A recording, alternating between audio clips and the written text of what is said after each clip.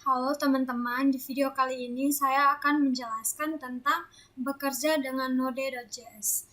Dalam Node.js, terdapat banyak modul dan kelas yang memiliki fungsi spesifik yang biasa disebut Node.js. API atau kepanjangannya adalah Application Programming Language Interface atau pustaka standar library. Pada modul kali ini, kita akan hanya menjelaskan tentang materi-materi esensial yang perlu dipahami pada saat kita bekerja di lingkungan Node. Dalam bab ini, kita akan membahas tentang konsep dasar dalam Node.js dan penggunaan modul-modul maupun kelas-kelas penting yang telah disediakan di dalam Node.js. Kita mulai dari materi pokok yang pertama, konsep-konsep dasar Node.js. Sebelum melangkah lebih jauh ke pembahasan selanjutnya, pada bagian ini kita akan membahas sekilas tentang konsep-konsep dasar dalam Node.js agar Anda dapat memahami cara kerja dari aplikasi yang dibuat menggunakan Node.js. Yang pertama yaitu pemrograman event driven. Tulisannya dapat dilihat di layar. Dalam proses eksekusi kode Node.js menggunakan mekanisme event driver. Dalam mekanisme ini, suatu aksi akan dilakukan ketika kejadian atau event tertentu terjadi. Mekanisme event driven pada umumnya digunakan pada aplikasi-aplikasi berbasis GUI atau pada saat kita menggunakan JavaScript untuk memanipulasi objek di DOM atau dokumen, objek model lingkungan web browser. Sebagai contoh, suatu aksi akan dilakukan setelah tombol tertentu diklik atau setelah item di dalam combox diubah. Aksi biasa ditulis dalam bentuk fungsi dan sering disebut sebagai event handler. Kode yang digunakan untuk menangani event tertentu. Pada saat aplikasi Node.js dieksekusi, Node.js akan menjalankan event loop dan aplikasi akan berada dalam keadaan diam atau idle sampai mendengarkan atau menunggu suatu event terjadi. Sebagai contoh, ketika terjadi permintaan dari komputer, silent aplikasi Node.js akan mendeteksi permintaan tersebut sebagai event dan akan menjalankan fungsi yang dijadikan sebagai event handler. Perhatikan contoh kode di layar. Pada contoh di layar, kita membuat objek dari kelas http.server atau kelas server yang berada di dalam modul HTTP dengan cara memanggil fungsi HTTP create server objek tersebut. Selanjutnya digunakan untuk mendengarkan permintaan yang dikirim melalui port 3000. Setiap yang terjadi akan memicu event request yang kemudian akan ditangani oleh fungsi onRequest. Berikutnya kita akan mempelajari kelas event emitter. Node.js notasi mekanisme event driver melalui kelas event emitter yang berada di dalam modul event. Sebagian besar kelas di dalam Node.js merupakan turunan dari kelas event emitter. Semua objek dari kelas event emitter dan kelas-kelas turunannya dapat memicu terjadinya event tertentu. Sebagai contoh, fs.readStream akan memicu open ketika suatu file dibuka untuk dibaca datanya. Node.js mengizinkan kita untuk mendefinisikan efek tertentu pada objek yang kita buat. Syaratnya objek tersebut penuh dibuat menggunakan kelas event arrangement atau kelas turunan dari kelas event emitter. Perhatikan contoh program berikut ini. Kita ke Visual Studio Code, kita buat sebuah file baru dengan nama event emitter.js.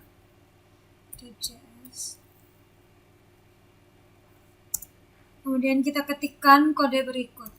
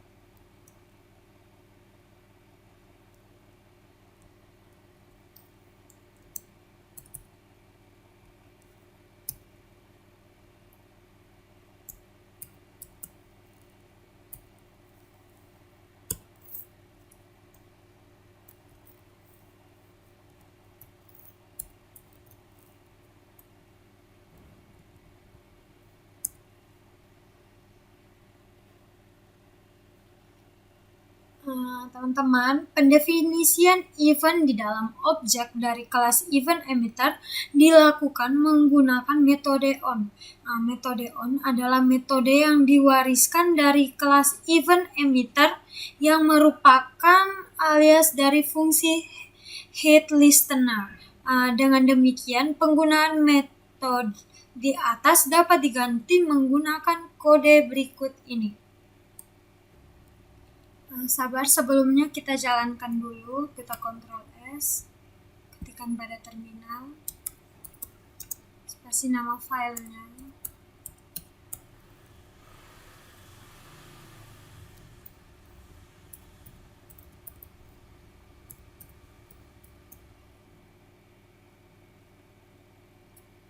Nah, kita ganti kodenya yang obj_on ini menjadi add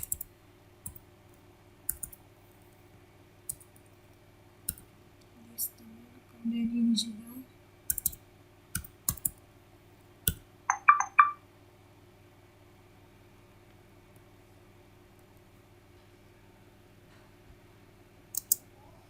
kemudian kita simpan lalu kita coba jalankan.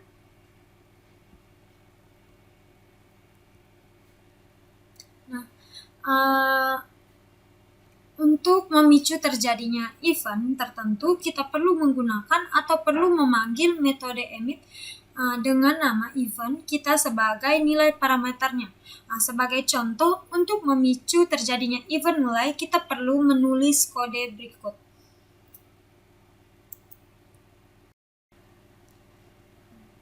Jika Anda lebih memilih untuk membuat kelas baru turun menjadi kelas event emitter, maka kode di atas dapat ditulis sebagai berikut. Kita tutupin dulu. Kemudian kita buat suatu file baru.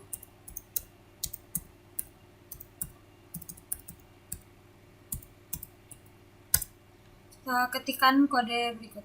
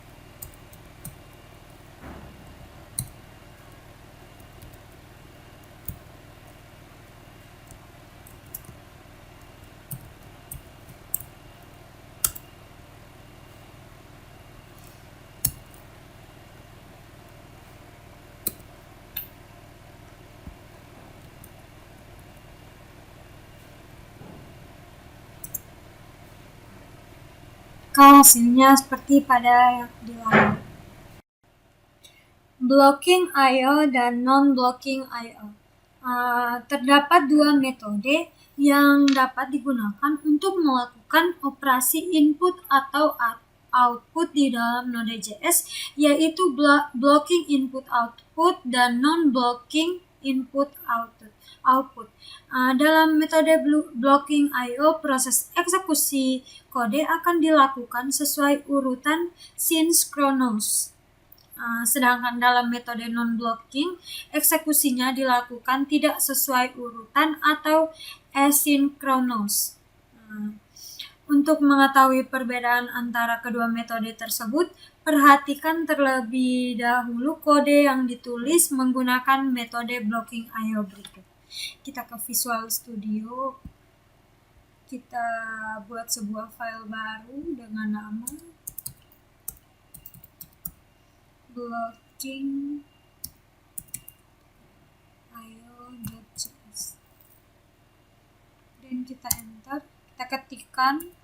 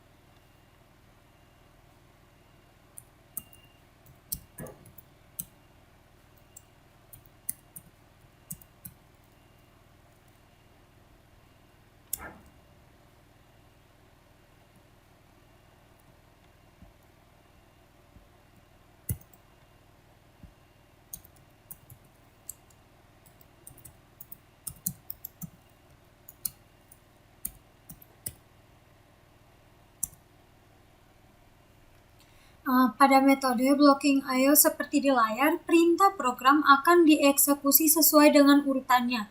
Artinya berita kedua akan dieksekusi setelah selesai dikerjakan. Demikian juga dengan perintah ketiga yang akan dikerjakan setelah perintah kedua selesai. Selanjutnya, perhatikan kode berikut ini yang menggunakan metode non-blocking I/O. Kita buat sebuah file baru dengan nama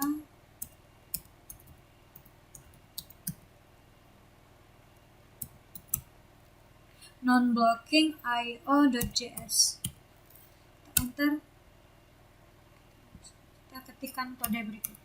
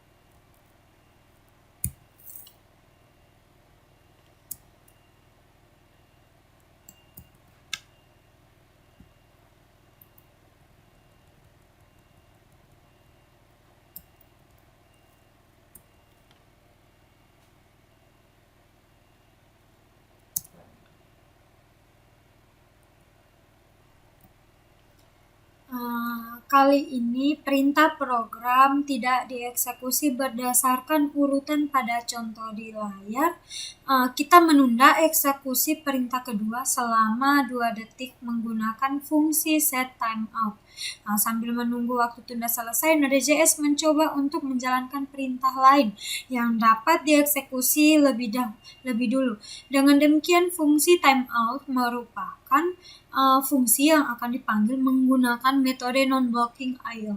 Sebagian besar pustaka standar yang berkaitan dengan I/O di dalam Node.js disediakan dalam 2 versi, yaitu versi untuk blocking I/O dan versi untuk metode non-blocking I/O.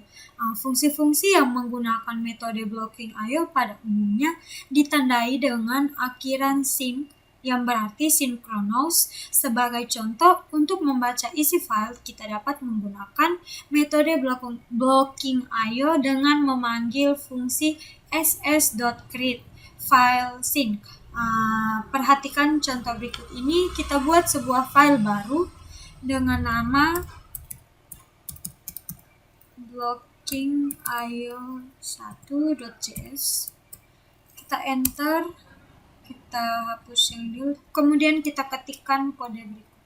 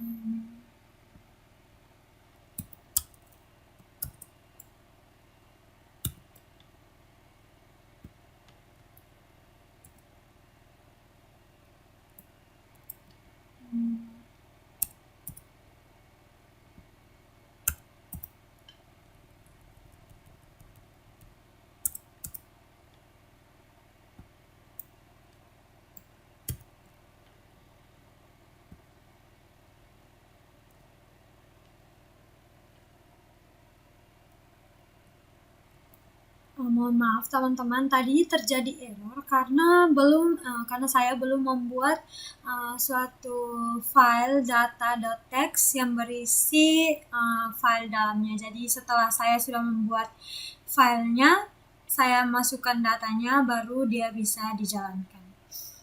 Jika ingin menggunakan metode non-blocking I/O, maka kita dapat memanggil metode fs.readStream.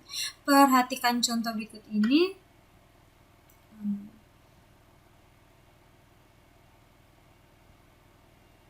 ubah jadi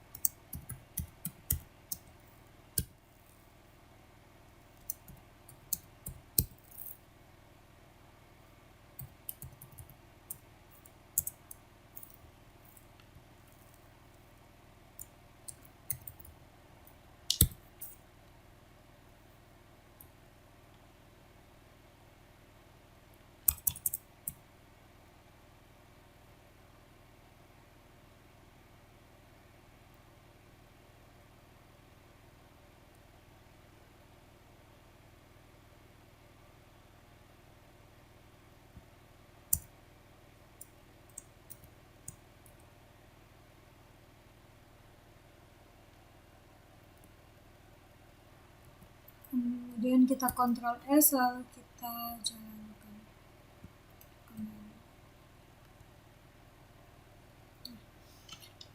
Berikutnya kita akan mempelajari tentang fungsi callback. Dalam Node.js, event handler banyak diimplementasikan menggunakan fungsi callback, yaitu fungsi yang diperankan sebagai parameter dari fungsi lain. Perhatikan kembali potongan kode berikut ini di layar. Kita buat sebuah file baru.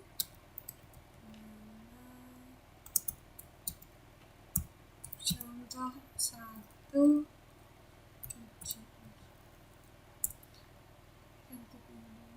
Kita ketikkan kode berikut.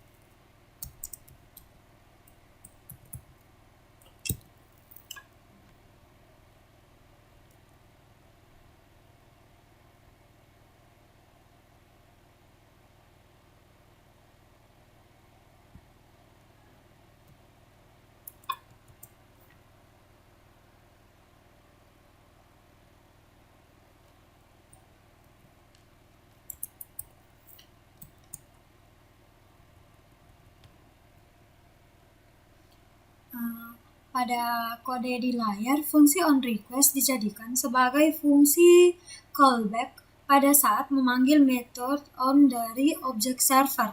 Sebagian besar fungsi callback yang digunakan di dalam Node.js adalah fungsi tanpa nama atau anonymous function. Dengan demikian, kode di layar ini dapat ditulis sebagai berikut.